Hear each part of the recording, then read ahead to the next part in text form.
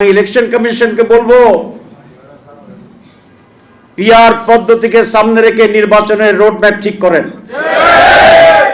ট্র্যাডিশনালটা করছেন তো, আপত্তি নেই, আপনারা করেন। আমাদের পিআরকে নিয়ে আর একটা করেন। আমি সরকারকে আবেদন জানাবো, আপনি এক বিশাল রক্তর সাগর সাঁতরিয়ে অনেক লাশের উপরে পা রেখে আমরা এখানে আসছি। You are the product of the July চেতনা। আপনার খুব বেশি ভূমিকা ছিল না, আপনি বিদেশে ছিলেন, আমরাই আপনাকে আনছি। সুতরাং এটা আপনার দায়িত্ব। আপনি মাঝে মধ্যে যেটা শুনি যে কোন রকমে বাঁচতে চান, চলতে চান না, আপনি যাইতে পারবেন না, যাইতে পারবেন না। আপনাকে এই দেশকে ঠিক করে যেতে হবে। সুতরাং কিভাবে সকলে মিলে সুন্দর নির্বাচন হয় এটা নিয়ে আপনাকে সিদ্ধান্ত দিতে হবে। 2 নম্বর হচ্ছে, আমি বলেছি সংস্কার। সংস্কার তো আপনার ইস্যু, আপনি বলেছেন। আপনার ভাষণ কি শোনাবো? সংস্কার, বিচার, নির্বাচন। আপনি সংস্কার ছাড়াই নির্বাচনের তারিখ ঘোষণা করে দিচ্ছেন। জুলাইতে আমাদের কোনো আপত্তি নেই, জানুয়ারিতে তো আপত্তি নেই, ডিসেম্বরে আমাদের আপত্তি ছিল না। কিন্তু এই সমস্ত বিষয়গুলো শেষ করেই তো নির্বাচনের তারিখ দিতে হবে। তাহলে সংস্কার কোথায় গেল আপনার? সংস্কার ছাড়া নির্বাচন করবেন? হবে না। বিচার দৃশ্যত না করে নির্বাচন করবেন, মানুষ মানবে না।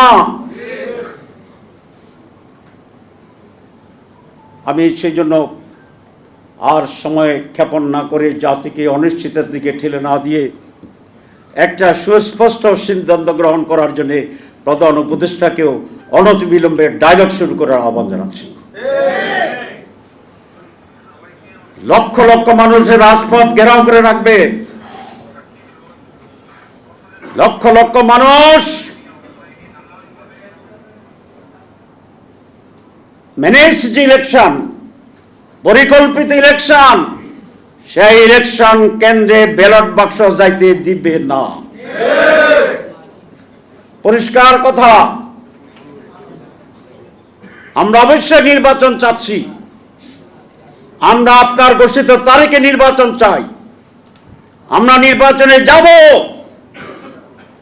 কিন্তু নির্বাচনে যাওয়ার জন্য, নির্বাচনের জন্য যে প্রতিবন্ধকতা, এই প্রতিবন্ধকতা আপনাকে দূর করতে হবে।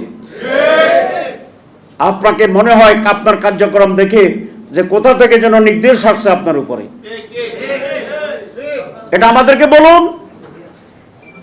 আমরা তাদেরকে মোকাবেলা করব ইনশাআল্লাহ। বাংলাদেশ একটি স্বাধীন সার্বভৌম রাষ্ট্র, আমরা ইমানদার, আমরা আল্লাহ ছাড়া কাকে ভয় পাই না। এই দেশকে কেউ কোনোদিন দামিয়ে রাখতে পারে না, আগামীতেও পারবে না। কিন্তু আপনি চান যে পথে, সে পথে আরো রক্তের প্রয়োজন হবে। এটা আমরা চাই না আপনার কাছ থেকে। আর যেন মানুষকে রক্ত দিতে না হয়, আর যেন আমাদেরকে আর কোনো ধরনের রাজপথের সময় ব্যয় করতে না হয়। এটা এখনো সম্ভব।